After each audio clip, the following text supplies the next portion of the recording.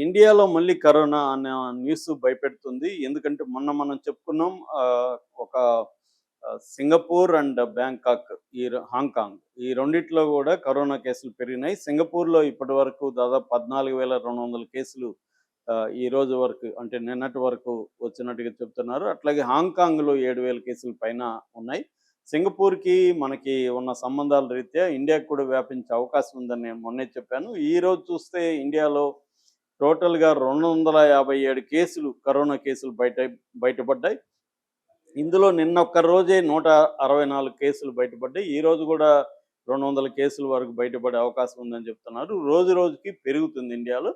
So, ఇండియాలో ప్రధానంగా 3 రాష్ట్రాల్లో బలంగా ఉంది ఇప్పటివరకు. కేరళలో 69 కేసులు, తమిళనాడులో 34 కేసులు, మహారాష్ట్ర 56 కేసులు. ఈ 3 రాష్ట్రాల్లో కరోనా వేరియంటు బలంగా కనిపిస్తుంది. నిన్న మన గవర్నమెంట్‌కి సంబంధించిన అనేక హెల్త్ ఏజెన్సీలు అంటే national centre for disease control, తర్వాత ఎమర్జెన్సీ మెడికల్ రిలీఫు, తర్వాత disaster management cell, Indian council of medical research ఇలాంటి సంస్థలన్నీ కూడా director general of health services కింద వాళ్ళ ఆధ్వర్యంలో సమీక్షా సమావేశం నిర్వహించి ఆ ప్రతినిధులు మీడియాతో మాట్లాడారు.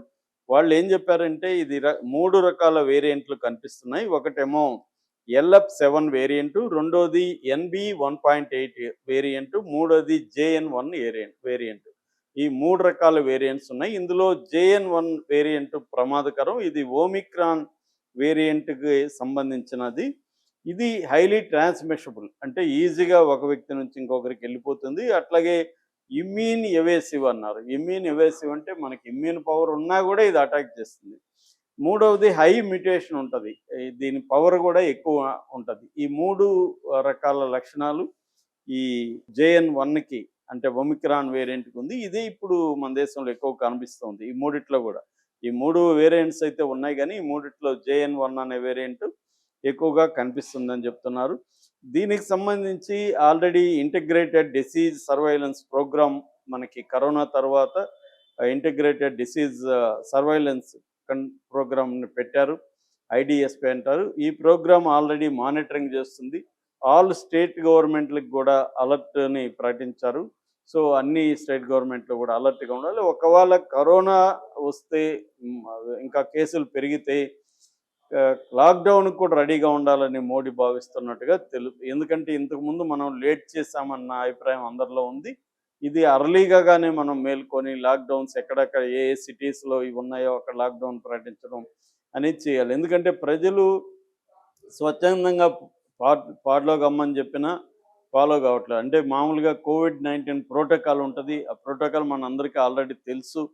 అంటే మాస్కులు వేసుకోవడం, క్లీన్ చేసుకోవడం, గుంపుల్లోకి వెళ్ళకుండా ఉండడం అలాంటివి ఇండివిజువల్‌గా పాటించాలి. అట్లాగే ఆహ్, ఇటు మనకి హాస్పిటల్స్‌ని కూడా ఎక్విప్డ్ చేయడం అవసరం. అయితే దీని లక్షణాలు ఇప్పుడు నేను చెప్పిన ఓమిక్రాన్ లక్షణాలు జనరల్‌గా కోవిడ్ లక్షణాలే ఉంటది. కాఫ్ ఉంటది. తర్వాత గొంతు నొప్పి ఉంటది. సోర్ థ్రోట్ అంటారు. నాసియా ఉంటది. అంటే బాగా నిస్సత్తుగా ఉంటది. ఒక్కోసారి వామిటింగ్ ఉండొచ్చు. ఫీవర్ ఉంటది. బ్రెయిన్ ఫాగ్ అంటారు. బ్రెయిన్ ఫాగ్ కూడా ఏర్పడే అవకాశం ఉంది. అట్లాగే లంగ్స్‌లో కూడా ఇబ్బందులు కలిగే అవకాశం ఉంది. ఇది ఒక రకంగా కోవిడ్-19 సంబంధించిన మనందరికీ తెలిసిన లక్షణాలే. దీనికి ప్రికాషనరీగా వ్యాక్సినేషనే ఇంపార్టెంట్ అంటున్నారు. వ్యాక్సిన్ ఒకవేళ తీసుకొని ఉండకపోతే వ్యాక్సిన్ తీసుకోవాలి. తర్వాత బూస్టర్ డోస్ కూడా వేసుకోవాలి. అలాగే ఎవరన్నా వల్నరబుల్ పీపుల్ అంటే ముసలివాళ్ళు గానీ, చిన్నపిల్లలు గానీ వాళ్ళు అతి జాగ్రత్తలు తీసుకోవడం. వాళ్ళకేమైనా ఆల్రెడీ జబ్బులుంటే అంటే బీపీ గానీ, లేకపోతే డయాబెటిస్ గానీ, లేకపోతే ఆస్మా గానీ ఇలాంటి వాళ్ళు ఉన్నప్పుడు ఎక్స్‌ట్రా జాగ్రత్తలు తీసుకోవడం అనేది కంపల్సరీ. అంటే ఆయా జబ్బులకు సంబంధించిన మెడికేషన్ అది. అయితే ఓవరాల్‌గా ఏందంటే ఇండియా గతంలో గూడా మనకి చాలామంది కొన్ని లక్షల మంది చనిపోయారు. దాదాపు 55-1,00,00,000 మందికి పైన ఈ జబ్బొచ్చింది. 10,00,000 మందికి పైన చనిపోయారు. ఆ సంఖ్య గూడా తక్కువనేది గూడా చెప్పేవాళ్ళు గూడా ఉన్నారు. ఏదేమైనా మనకేందంటే పబ్లిక్ హెల్త్ కేర్ సిస్టమ్ అనేది బలహీనంగా ఉంది. మన హెల్త్‌కి ఖర్చు పెట్టే బడ్జెట్‌లో ఖర్చు పెట్టేదంతా 1.5% టోటల్ జీడీపీలో 1.5% పెడుతున్నాం. ఇది one of the lowest countries అన్నమాట. హెల్త్ కేర్‌కి మనం ఖర్చు పెట్టేది. కనీసం డబ్ల్యూహెచ్ఓ రికమెండేషన్ ప్రకారం 3% of the GDP health care ఖర్చు పెట్టాలి. కానీ మనం అది పెట్టట్లేదు. కాకపోతే కరోనా వచ్చిన తర్వాత మనం ఈ కరోనా రిలేటెడ్ వాటికి దాదాపు 15,000 కోట్లు ఇన్వెస్ట్‌మెంట్ చేసాం. ముఖ్యంగా ఈ డిజిటల్ ల్యాబ్స్‌ని మనం అనేకం ఎస్టాబ్లిష్ చేసాం. తర్వాత పాథలాజికల్ రీసెర్చ్ సెంటర్స్‌ని మనం నెలకొల్పాం. తర్వాత ఇందాక చెప్పినట్టుగా ఇంటిగ్రేటెడ్ డిసీజ్ సర్వైలెన్స్ ప్రోగ్రామ్. అంటే ఎక్కడ డిసీజ్ ఉందో దాన్ని ముందే ఐడెంటిఫై చేసి అలర్ట్ చేసే ఒక సర్వైలెన్స్ ప్రోగ్రామ్‌ను కూడా మనము పెట్టాము. వివిధ వ్యవస్థలనైతే మనం ఎస్టాబ్లిష్ చేసాము. అట్లాగే హాస్పిటల్‌లో ఐసీయూ బెడ్స్‌ని, వెంటిలేటర్‌ని, టెస్టింగ్ పరికరాల్ని, పీపీఈ కిట్స్‌ని ఇవన్నీ చేసాం. అట్లాగే మన హెల్త్ కేర్ ప్రొవైడర్స్ ఎవరైతే ఉంటారో వాళ్ళందరికీ మనం ట్రైనింగ్ ప్రోగ్రామ్స్ కూడా కండక్ట్ చేస్తున్నాం. కానీ ఇది సరిపోవట్లేదని చెప్తున్నారు. 0.1%కి 65,000 ఐసీయూ బెడ్స్ అవసరం, కానీ అన్ని లేవని చెప్తున్నారు మన దగ్గర.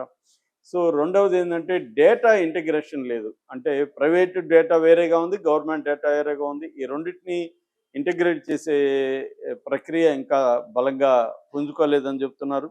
అయితే కేరళ మోడల్ని ఇప్పుడు దేశం అంతా ఫాలో కావాలనేది కూడా హెల్త్ నిపుణులు చెప్తున్నారు. నిపా వైరస్ వచ్చినప్పుడు కేరళలో వాళ్ళు లోకల్ సర్వైలెన్స్ నెట్వర్క్ కానీ, ర్యాపిడ్ డిటెక్షన్ అంటే త్వరగా జబ్బును గుర్తించడం కానీ, తర్వాత కమ్యూనిటీ ఇన్వాల్వ్మెంట్ చేయడం కానీ, యూనిఫైడ్ డేటా సిస్టమ్ని డెవలప్ చేయడం కానీ, ఇవన్నీ కేరళలో ఎఫెక్టివ్గా చేసి నిపా వైరస్ని వాళ్ళు సమర్థవంతంగా ఎదుర్కోగలిగారు. కాబట్టి కేరళ మోడల్ని దేశంలో మిగతా రాష్ట్రాలు కూడా అమలు చేయాలని సెంటర్ భావిస్తున్నట్టుగా చెబుతున్నాడు.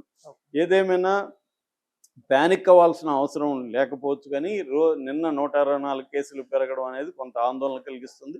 ఈరోజు రేపు ఈ వారం ఒక అలర్ట్గా అయితే ఉండాలి. కేసులు పెరుగుతున్నాయా లేకపోతే స్టేబుల్గా ఉన్నాయా అనేది చూసుకోవాలి. అయితే వరల్డ్ వైడ్గా డేటా చూసినప్పుడు ఎవ్రీడే ఎవ్రీడే కాదు, వీక్లీ 1700 మంది 1700 మంది చనిపోతున్నారని ఈ కరోనా రిలేటెడ్తో డబ్ల్యూహెచ్ఓ అనౌన్స్ చేసింది. సో అందుకని ప్యానిక్ అయిపోయి మీడియాలో వస్తున్న వార్తలకు భయపడకుండా ఒక డబ్ల్యూహెచ్ఓ వెబ్సైటు లేదు, వాళ్ళది డబ్ల్యూహెచ్ఓలో కోవిడ్-19 డాష్ బోర్డ్ అని ఉంటుంది.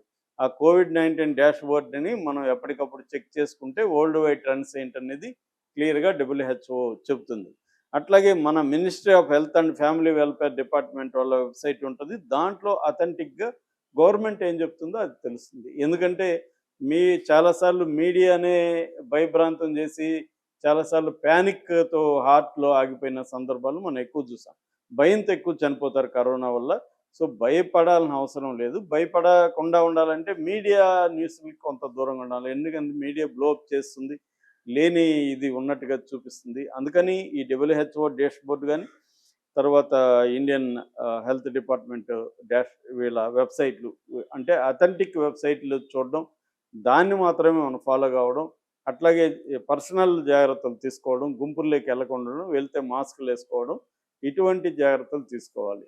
సో అట్లాగే గవర్నమెంట్కి సంబంధించి కూడా కమ్యూనిటీ రూపంలో ఎక్కడైనా మన ఇన్వాల్వ్మెంట్ అవసరం అనుకున్నప్పుడు మనం కోఆపరేట్ చేయడం అనేది కూడా అవసరం. ఈ జాగ్రత్తలు తీసుకోవాలి తప్ప ఇప్పుడైతే ప్యానిక్ అవ్వాల్సిన అవసరం లేదు.